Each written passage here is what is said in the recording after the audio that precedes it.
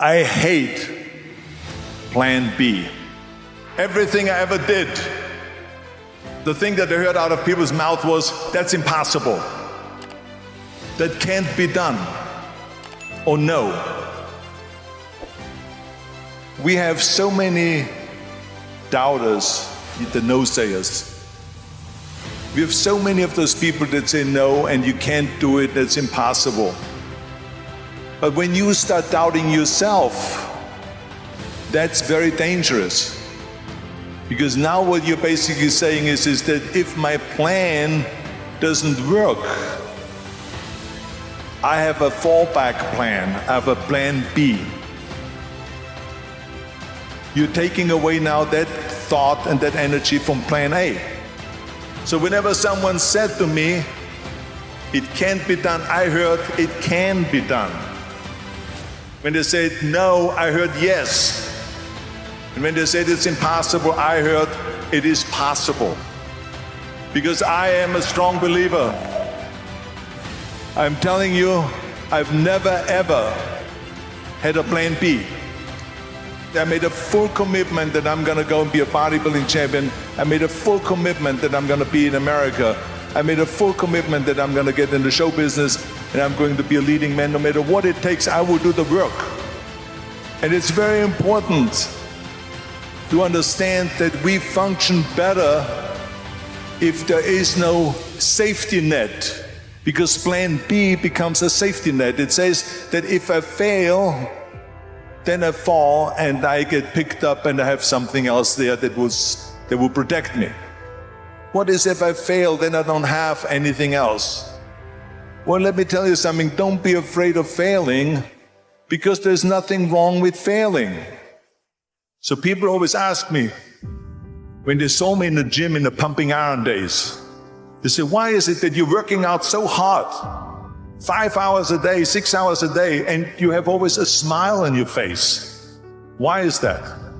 And I told people all the time, I said, because to me, I'm shooting for a goal. So every rep that I do gets me closer to accomplishing that goal, to make this goal, this vision turn into reality. Michael Jordan said in one of his interviews, when they said, you are unbelievable, you're the greatest basketball player of all times. And he says, well, you're just mentioning the successes.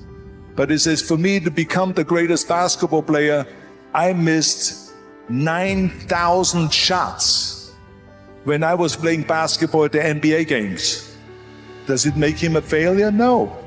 He's one of the greatest basketball players of all times, but he failed 9,000 times. Do you get it?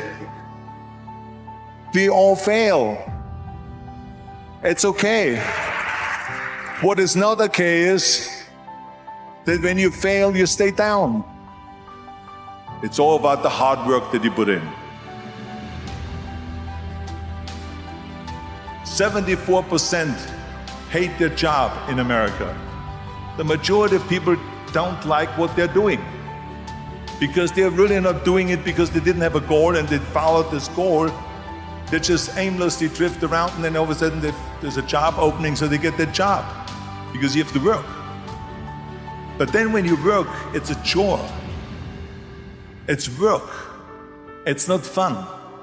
So if you think about, only a quarter of the people really enjoy what they're doing in life. That is unbelievable if you think about it. So I felt so blessed that I knew what I was doing.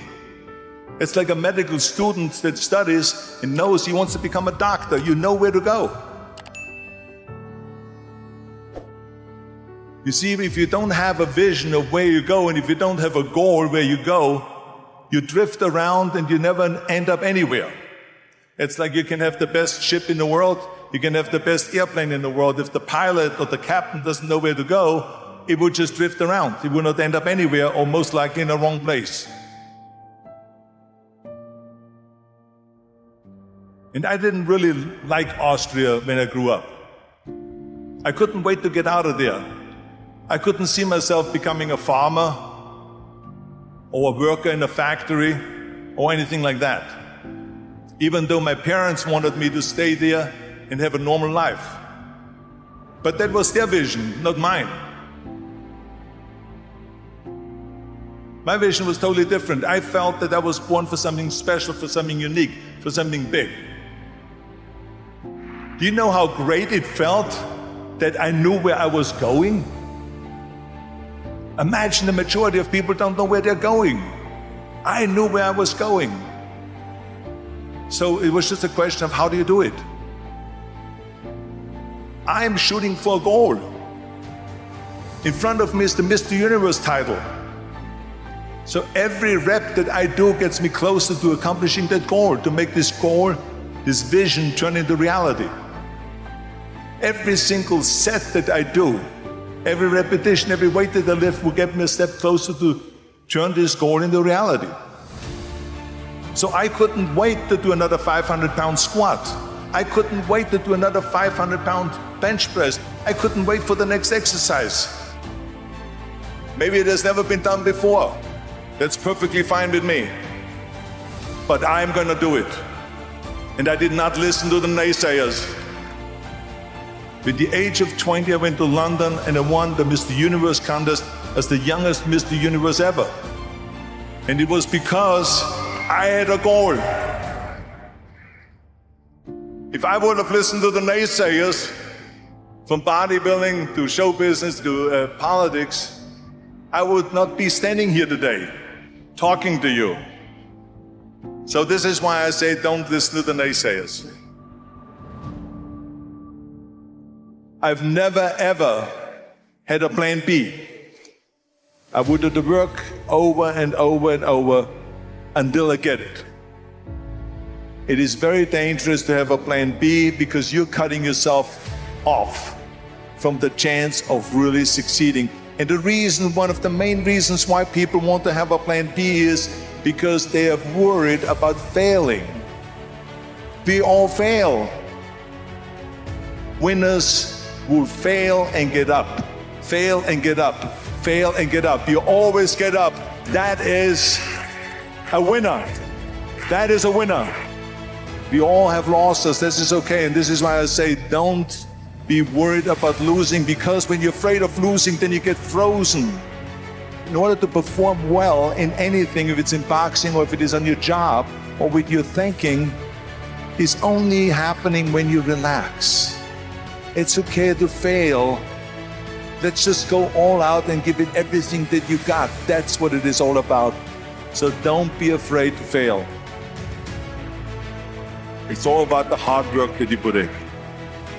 So they all say that's impossible. That's impossible. That can't be done. But I didn't listen to those losers. I didn't listen to them at all. And it was because I had a goal.